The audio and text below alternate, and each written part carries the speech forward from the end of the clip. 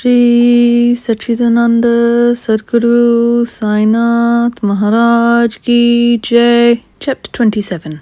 Favour shown by giving Bhagwat and Vishnu Sahasranama. Dixit's Vital Vision. Gita Rahasya Kapatis. This chapter describes how Sai Baba favoured his devotees by granting them religious books after he had touched and consecrated them for Parayana, reading regularly, and certain other matters. Preliminary. When a man takes a plunge into the sea, he gets the merit of bathing in all the tirthas and sacred rivers. Similarly, when a man takes refuge at the feet of the Sadguru, he gets the merit of bowing to the Trinity, i.e. Brahma, Vishnu and Mahesh, and also Parabrahma. Victory be unto Shri Sai, the wish-fulfilling tree and the ocean of knowledge, who gives us self-realization. O Sai, create in us regard for your stories. Let the readers and audience devour them with the same relish with which the Jatak bird drinks the water from the clouds and becomes happy. Whilst listening to your stories, let them and their families get all the sattvic emotions, viz. Let their bodies perspire, let their eyes be full of tears, let their prana be steady, let their minds be composed, let their hair stand on end, let them cry, sob and shake, let their hostilities and their distinctions, great and small, vanish. If these things happen, that is a sign of the grace of the Guru dawning upon them. When these emotions develop in you, the Guru is most pleased and will certainly lead you on to the goal of self-realization. The best way, therefore, to get free from the shackles of Maya is our complete and wholehearted surrender to Baba. The Vedas cannot take you across the ocean of Maya. It is only the Sadguru who can do so and make you see the Lord in all creatures. Granting consecrated book. The variety of imparting instructions followed by Baba has already been noticed in the previous chapters.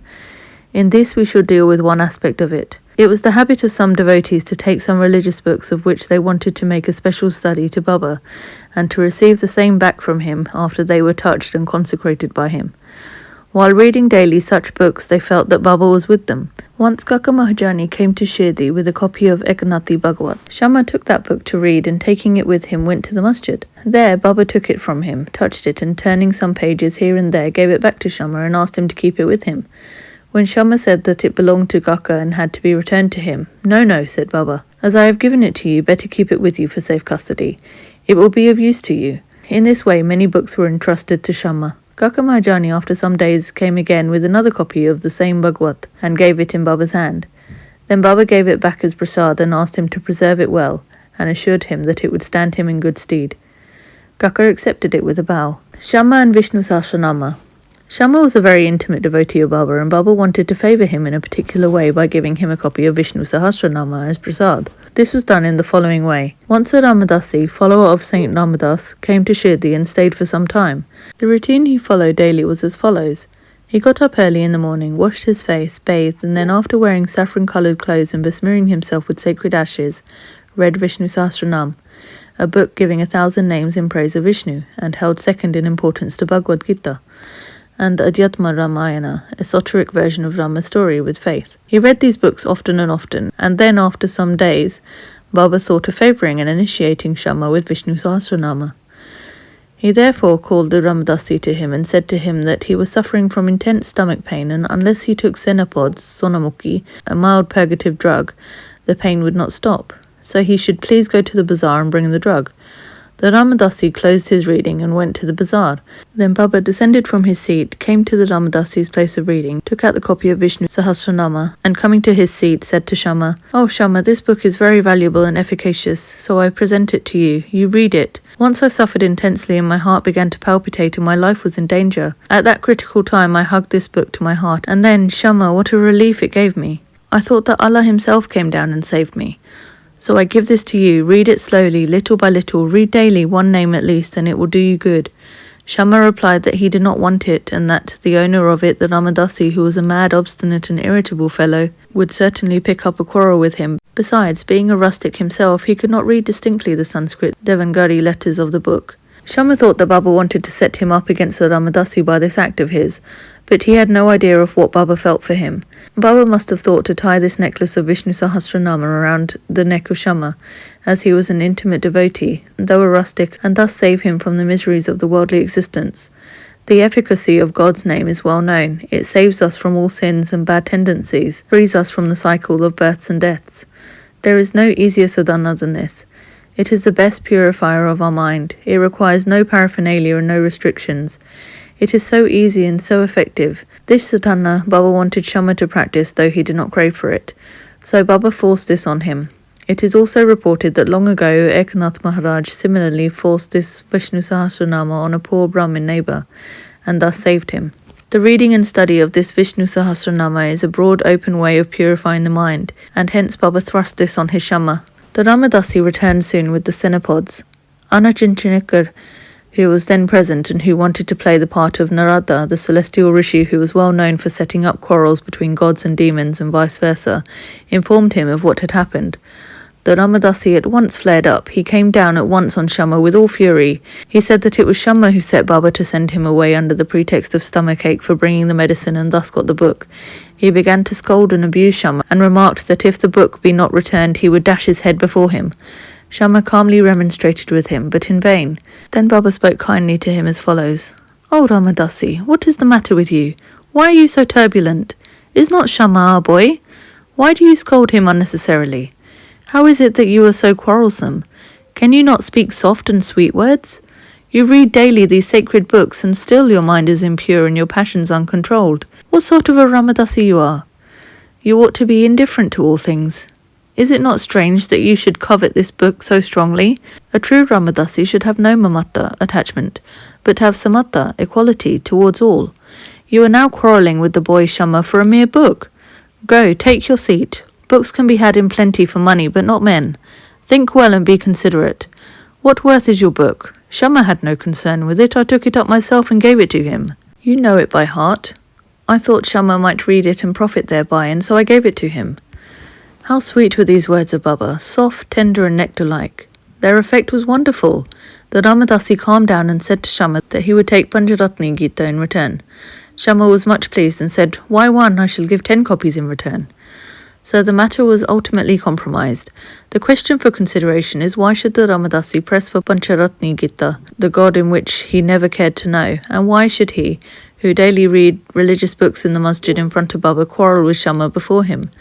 We do not know how to apportion the blame, and whom to blame. We only say that had this procedure been not gone through, the importance of the subject, the efficacy of God's name, and the study of Vishnu Sahasranama would not have been brought home to Shama. So we see that Baba's method of teaching and initiating was unique. In this case, Shama did gradually study the book and mastered its contents to such an extent that he was able to explain it to Professor G.G. Narke, M.A. of the College of Engineering, Pune, the son-in-law of Sriman Bhuti and a devotee of Baba. Vittal Vision. One day, while Kaka Sahib Dixit was in meditation after his morning bath in his wada at Shirdi, he saw a vision of Vittal. When he went to see Baba afterwards, Baba asked him, "Did Vittal Patil come? Did you not see him? He is very elusive, hold him fast, otherwise he will give you the slip and run away." Then at noon a certain hawker came there with 20 or 25 pictures of Vittal up on dartboard for sale. Mr. Dixit was surprised to see that the form of Vittal he saw in his meditation exactly tallied with that in the picture, and he was also reminded of Baba's words. He therefore brought one picture most willingly, and kept it in his shrine for worship. Gita Rahasya. Baba always loved those who studied Brahma Vidya, metaphysics, and encouraged them. To give an instance, one Bapu Sahib Jog received a post parcel. It contained a copy of Gita Rahasya by Lokamanya Tilak. Taking it under his armpit, he came to the masjid and prostrated himself before Baba when the parcel fell at Baba's feet. Baba inquired what it was. It was opened then and there, and the book was placed in Baba's hand. He turned some pages here and there for a few minutes, and took out a rupee from his pocket, placed it on the book, and handed the same with the rupee to Jog, and said to him, "Read this completely, and you will be benefited." Mr. and Mrs. Kabadi. Let us close this chapter with a description of the Kabadis. Once Dada Sahib Kabadi came with his family and lived in Shirdi for some months. The diary of his stay has been published in English in the Shri Sai Leela magazine, first volume. Dada Sahib was not an ordinary man. He was the richest and the most famous advocate of Amravati, Berar, and was a member of the Council of State, Delhi. He was very intelligent and a very good speaker. Still, he dared not open his mouth before Baba. Most devotees spoke and argued with Baba off and on, but only 3, viz. Kabadi, Nulka and Bhuti, kept always silent. They were meek, modest, humble and good-natured. Dada Sahib, who was able to expound Panchadashi, a well-known Sanskrit treatise on the Advaita philosophy by the famous Vidyaranya, to others, said nothing or uttered no word when he came to the masjid before Baba. Really, a man, however learned he may be, even in Vedas, fades away before one who has realized Brahma and become one with it. Learning cannot shine before self-realization. Dada Sahib stayed for 4 months, but Mrs. Kapadi stayed for 7. Both were highly pleased with their Shirdi stay. Mrs. Kapadi was faithful and devout and loved Baba deeply.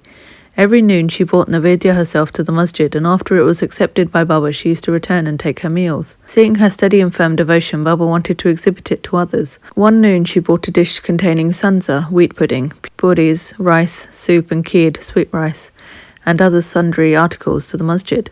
Baba, who usually waited for hours, got up at once, went up to his dining seat, and removing the outer covering from the dish, began to partake of the thing zealously. Shama then asked him, "Why this partiality? You throw away dishes of others and do not care to look at them, but this you draw to you earnestly and do justice to it. Why is the dish of this woman so sweet? This is a problem to us." Baba then explained, "This food is really extraordinary. In former birth, this lady was a merchant's fat cow yielding much milk. Then she disappeared and took birth in a gardener's family, then in a Kshatriya family, and married a merchant. Then she was born in a Brahmin family. I saw her after a very long time. Let me take some sweet morsels of love from her dish." After saying this, Baba did full justice to her dish, washed his mouth and hands, gave out some belches as a mark of satisfaction, and resumed his seat. Then she made a bow and began to shampoo Baba's legs, and he began to talk with her and knead her arms, which were shampooing his legs. On seeing this reciprocal service, Shama began to joke and said, "It is going on well. It is a wonderful sight to see God and his bhakta serving each other." After being pleased with her sincere service, Baba asked her in low and fascinating tone to chant Rajarama, Rajarama then and always, and said, "If you do this, your life's object will be gained, your mind will attain peace, and you will be immensely benefited." To persons unfamiliar with spiritual matters, this might appear as a fair, but really it was not so. It was a case of what is technically called Shaktipat, i.e. transference of power from the Guru to the disciple. How forcible and effective were Baba's words! In an instant they pierced her heart and found lodgment there. This case illustrates the nature of the relations that should subsist between the Guru and the disciple. Both should love and serve each other as one. There is no distinction nor any difference between them. Both are one, and one cannot live without the other. The disciple placing his head on the Guru's feet is a gross or outward vision. Really and internally they are both one and the same. Those who see any difference between them are yet unripe and not perfect. Bow to Shri Sai, peace be to all. Shri Satcharita Sadguru Sai Maharaj Ki Jai.